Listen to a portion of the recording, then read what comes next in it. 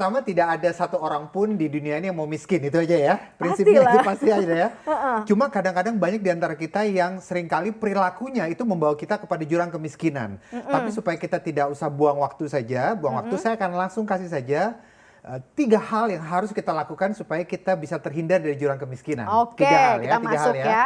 Jadi pertama adalah kendalikan pengeluaran. Ini pertama paling penting, saya tulis di sini ya. Jadi pertama adalah kendalikan pengeluaran. Kenapa saya bilang kendalikan pengeluaran? Karena berapapun penghasilan kita, kalau kita tidak bisa mengendalikan pengeluaran, maka uangnya akan habis. Oke. Nah, ini saya kasih 3 tips dan ini kendalikan pengeluaran ini yang pertama. Oke, kendalikan pengeluaran ini seperti apa Mas Safir? Intinya adalah begini, intinya adalah bahwa yang namanya hidup kita pasti mengeluarkan uang ya. Bisa harian, bisa bulanan, bisa setahun sekali, pajak kendaraan misalnya ya.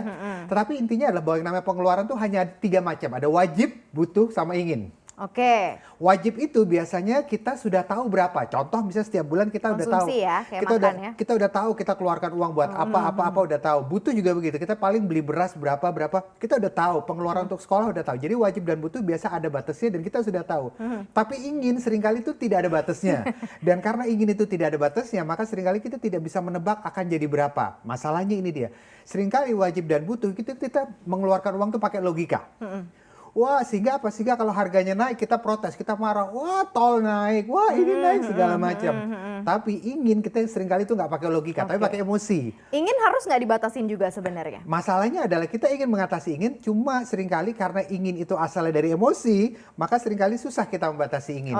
Dan salah satu penyebab kenapa kita banyak sekali keluar uang untuk yang ingin adalah ini dia, belanja online. Ngaduh, itu dia ya. Ketebak langsung ke situ. Nah, untuk para pekerja atau mungkin milenial yang first jobber yang nafasnya bulanan nih Mas, yang dapat uangnya misalnya gajian tanggal 25 sampai 30 gitu ya.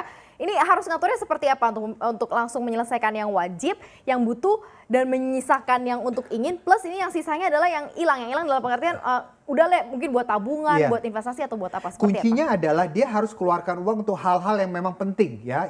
Dan saya membagi pengeluaran itu menurut prioritasnya karena kita masih bicara kendalikan pengeluaran. Oke, apa aja Mas? Mungkin bisa sambil ditulis Mas. Jadi yang pertama adalah kendalikan atau kita bayar dulu untuk cicilan utang.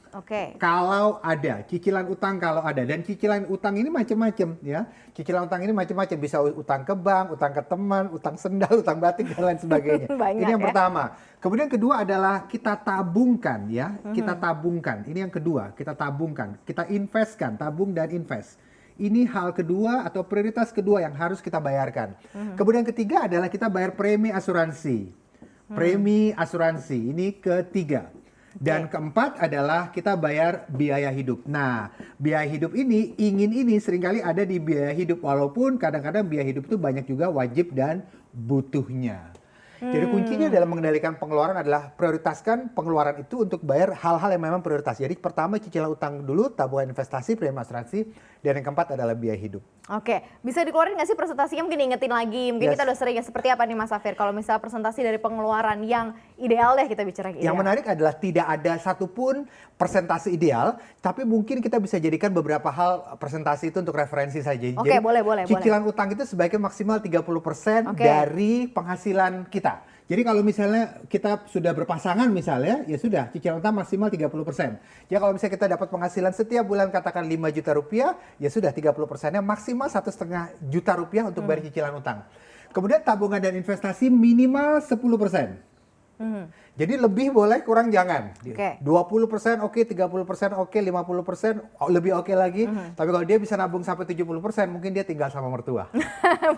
Nggak bayar kontrakan. Premi asuransi 10%, itu premi asuransi 10% ya. Sekitar 10%, dan biaya hidup 50%. Nah ini tidak usah jadi patokan sekali, tapi untuk referensi oke lah, 50%. Biaya hidup ini di dalamnya sudah ada yang berbentuk butuh dan ingin ya. Ini 50-50, apa dari 50% yang dibagi 50-50 atau seperti apa nih Mas? Agak susah, apakah itu dibagi 50-50, apa wajib butuh ingin sekian dibagi sama rata itu agak susah. Kenapa?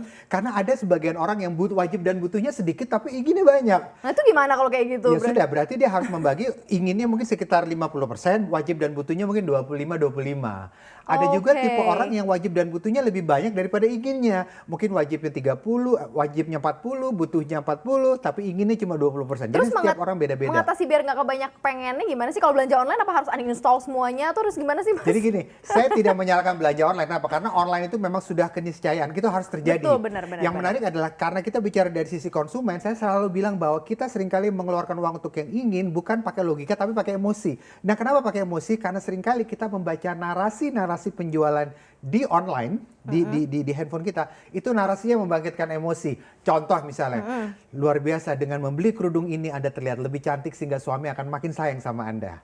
Langsung beli gitu. Kata-kata seperti itu kan membangkitkan emosi kan, sehingga kita yang terjadi sama kita adalah kita otak kanan kita bangkit dan kita akan membeli dan udah nggak pakai logika lagi. Tapi saya tidak menyalahkan pedagang, memang itu kewajibannya pedagang untuk menjual sebanyak mungkin. Tugas saya adalah sebagai konsumen kita harus cerdas dalam berbelanja. Oke, atau mengatasi ingin dengan mencari yang lebih murah atau diskon misalnya. Bisa juga kita mengatasi ingin dengan cara mencari barang substitusi, barang pengganti, atau mencari barang yang sama tapi lebih murah dengan diskon. Dan artinya adalah kalau ada penawaran jangan langsung dihajar, jangan langsung beli. Lihat dulu ada beberapa alternatif lain yang bisa kita beli atau tidak. Oke, ini baru kendalikan pengeluaran ya biar anti miskin di ujung-ujung penghujung bulan ya. Ini yang pertama, Mas. Terus kita ke yang kedua nih. Yang kedua adalah, kita hapus dulu ya. Oke, yang kedua adalah awas pengeluaran mendadak. Maria, pengeluaran mendadak adalah salah satu hal yang seringkali bikin kita miskin.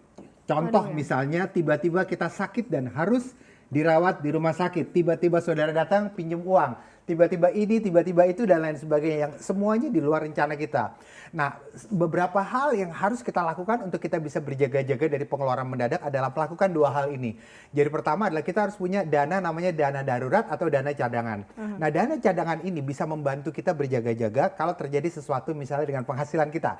Tiba-tiba kita terpaksa nggak bekerja lagi di PHK dan mungkin misalnya walaupun nggak boleh, nggak dapat pesangon. Misalnya seperti itu. Sehingga kita harus hidup day to day-nya gimana.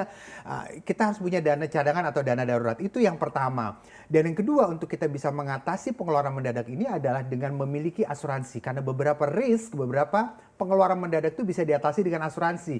Contoh misalnya kalau kita punya kendaraan, tabrakan kendaraan, kita punya rumah, kebakaran rumah, sakit dan lain sebagainya itu bisa diatasi dengan asuransi. Jadi cara mengatasi pengeluaran mendadak ini adalah nomor satu, miliki dana cadangan atau dana darurat. Kemudian yang kedua adalah miliki asuransi. Nah, kalau kita balik ke yang pertama kan tadi kan bayar pengeluaran terlebih dahulu kan, kendalikan pengeluaran. Di dalamnya juga ada kan premi asuransi. Betul. Nah, kalau awas pengeluaran mendadak ini kan tadi banyak faktornya ya asuransinya. Ada nggak sih misalnya gambaran mana-mana aja mungkin yang harus diasuransikan selain kesehatan ataupun jiwa gitu, Mas? Karena kan banyak juga kejadian yang lain gitu, misalnya kayak banjir kemarin contohnya misalnya. Seperti apa? Intinya jasa asuransi itu cuma ada 3. Jadi yang pertama adalah jiwa, kedua adalah kesehatan, ketiga adalah kerugian. Jadi kalau kerugian tuh hal-hal yang berhubungan dengan properti kita ya. Kemudian jiwa dan kesehatan. Intinya adalah ambil asuransi jiwa kalau kita punya tanggungan atau punya utang. Tanggungan misalnya kita punya anak atau misalnya kita punya orang tua yang kita tanggung bayar bulanan. Sehingga kalau terjadi kematian pada kita, mereka tetap ada yang membiayai. Tapi kalau kita tidak punya tanggungan, kita tidak punya utang maka mungkin asuransi jiwa bisa jadi prioritas nomor 2 atau nomor 3. Ya. Kemudian yang kedua adalah asuransi kesehatan. Nah, intinya adalah kalau kita masih sendirian dan belum menikah, minimal asuransi kesehatan saja dulu.